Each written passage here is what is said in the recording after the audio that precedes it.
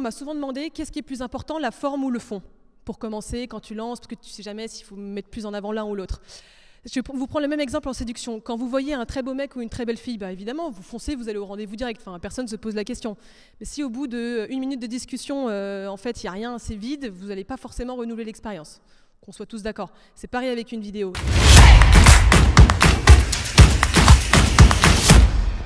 Bonsoir à tous, je m'appelle Sixtine Moulet-Berthaud, j'ai 21 ans et j'ai fondé un média qui s'appelle Le Crayon. Et aujourd'hui, je suis là principalement pour vous parler d'histoire. Pourquoi d'histoire? Parce que si on prend même l'exemple de religion, quand on y réfléchit, ça qui est un énorme pilier de l'humanité entière, est en fait que source d'histoire. Et le personal branding, c'est également une question d'histoire. C'est juste l'histoire que vous racontez aux autres sur votre propre parcours. Donc la question, c'est comment devenir la référence, enfin une référence dans un domaine auprès du grand public, comment devenir un leader d'opinion, tout ça grâce au personal branding. La première étape qu'il faut avoir, qu'il faut connaître, c'est quelle est l'expertise que vous avez qui est partagée par le moins de gens, ou en tout cas où vous êtes spécialement bon dedans, où il y a une grosse insuffisance dans un marché. Qu'importe l'expertise, qu'importe le domaine. Vous prenez ça, vous faites un bon fil rouge, un bon fil conducteur, et vous avez déjà la plus grosse base pour développer un bon personal branding. Ensuite, ce qu'il vous faut juste, c'est un iPhone. Donc en fait, n'importe qui est capable de développer un personal branding aujourd'hui. C'est vraiment pas compliqué. Le plus gros, c'est vraiment de se lancer.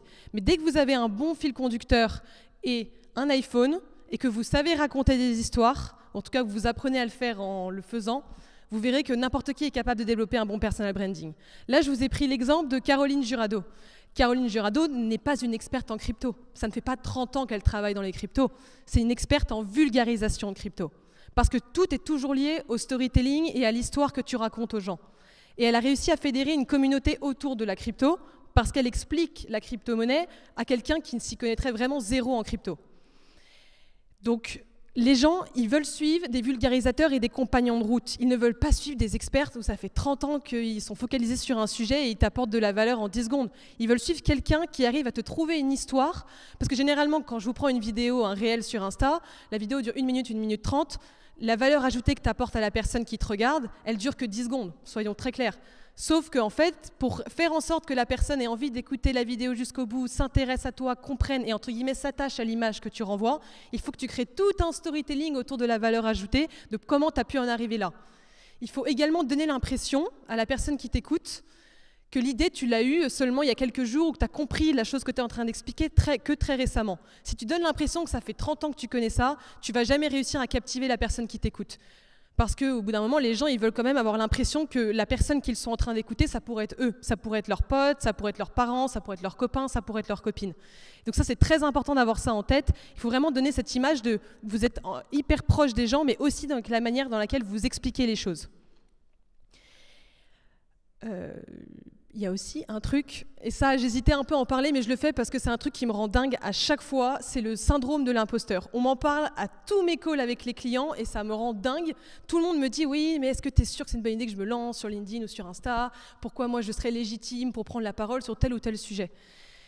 Qu'on soit clair, vous serez toute votre vie légitime et illégitime pour prendre la parole sur un sujet. Mais après, c'est juste, plus vous avancez dans la vie et plus vous montrez sur le terrain à quel point vous êtes bon, ou qu'importe le domaine, ou sur une valeur ajoutée, plus juste la barre de légitimité que vous avez, elle va juste monter en fur et à mesure en fonction des profils que vous mettez. Mais ça, c'est une barrière personnelle que vous mettez tout seul.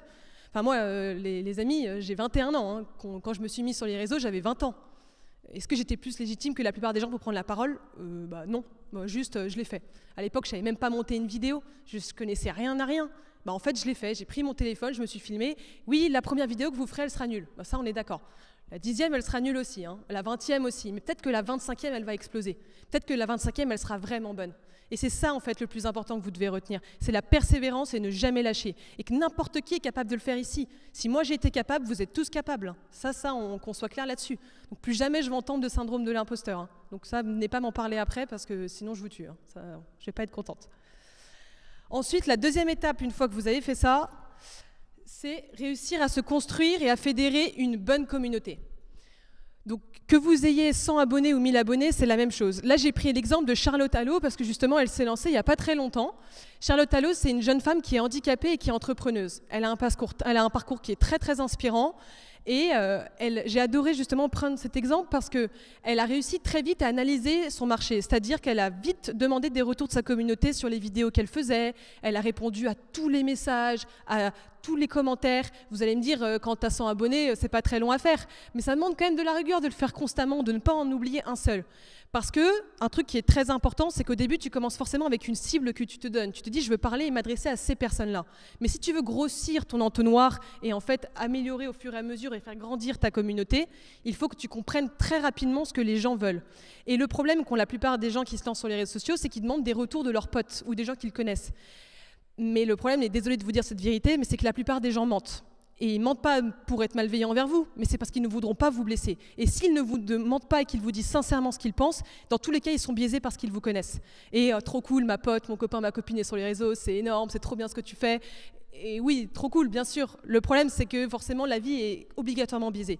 Quand vous prenez des inconnus qui vont font des retours, des gens, vous ne les connaissez pas, ils ne vous connaissent pas, ils n'ont aucun intérêt à vous mentir. Ils s'en foutent en fait de vous blesser ou non. Ils n'en ont rien à faire à la fin de en fait qui vous êtes.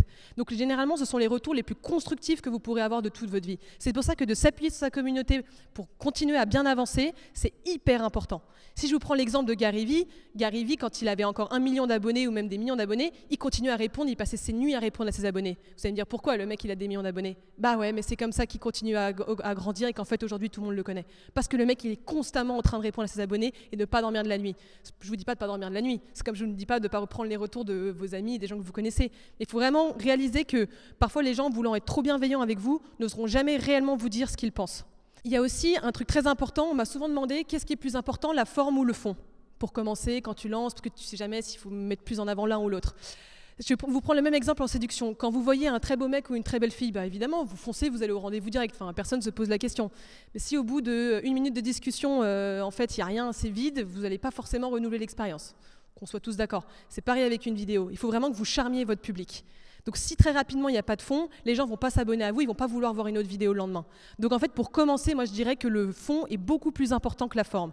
Évidemment, si vous voulez scaler et grossir et changer de catégorie, la forme reste essentielle et hyper importante. Mais pour commencer, le fond est beaucoup plus important. Donc cherchez pas les filles ou les hommes à être les plus beaux possibles, la trop bonne lumière, le micro quali, la caméra de dingue. Non, non, votre iPhone, une lumière, et c'est good. Pas besoin de se compliquer la vie.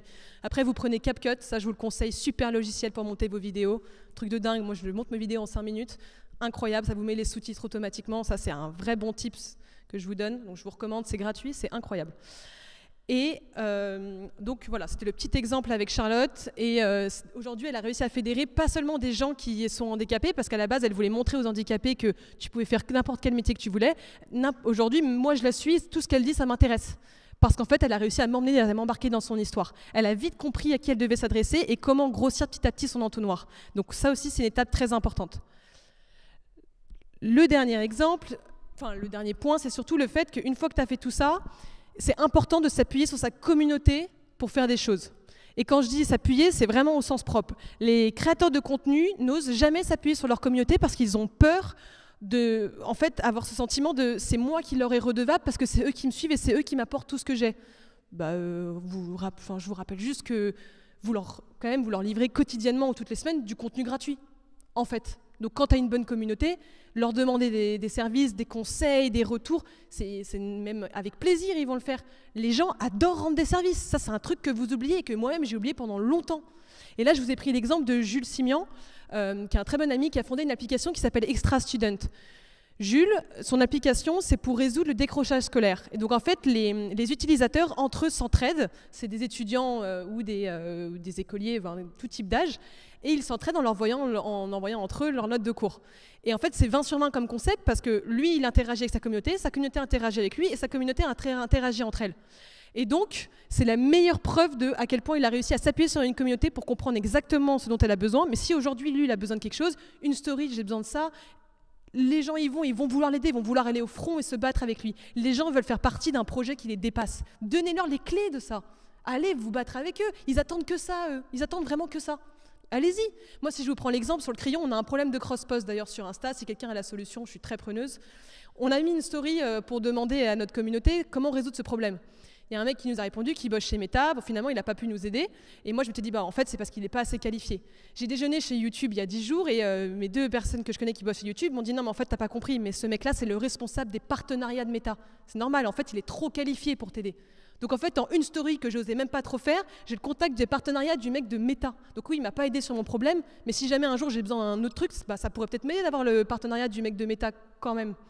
Donc voilà, appuyez-vous sur la story, appuyez-vous sur votre communauté, c'est hyper important. C'est pas seulement un canal business, c'est un canal de retour d'expérience, c'est un canal de gagner du temps, c'est un gain de temps de dingue. Mais vraiment, oui évidemment, quand vous vous lancez sur les réseaux au début, ça vous prend beaucoup plus de temps. Mais aujourd'hui, je vous le dis par expérience, ça vous fait gagner un temps fou. Ça vous fait apprendre beaucoup plus vite et les gens sont quand même à la fin beaucoup plus bienveillants que malveillants. Ça, je peux vous le garantir. Les 3 derniers points à retenir, c'est qu'il vous suffit juste d'avoir une bonne valeur ajoutée. Donc vous prenez un thème, vous êtes capable d'apporter plein de valeurs ajoutées dedans. Une valeur ajoutée par vidéo, c'est hyper important. Donc après, vous trouvez le bon moyen de faire une bonne storytelling autour de ça, une bonne histoire à raconter, très sympa. À la fin, ça va vous faire gagner un temps de fou. Et ça, je vous le dis par expérience. Les 3 exemples que je vous ai cités étaient ou sont encore nos clients aujourd'hui, donc je sais de quoi je parle, je l'ai vu de près. Vous gagnez un temps fou, ça vaut le coup, pas seulement pour de l'acquisition business, mais à tous les niveaux. Et si je vous prends même l'exemple, aujourd'hui j'ai 21 ans. Je suis peut-être la plus jeune de la pièce, pourtant c'est moi qui me tiens devant vous aujourd'hui. Il y a des boîtes ici qui sont sûrement plus grosses que la mienne, et pourtant c'est elles qui m'écoutent aujourd'hui. Donc faites en sorte que votre personal branding vous permette de prendre la parole en public, même si vous en êtes à votre tout début. Merci beaucoup.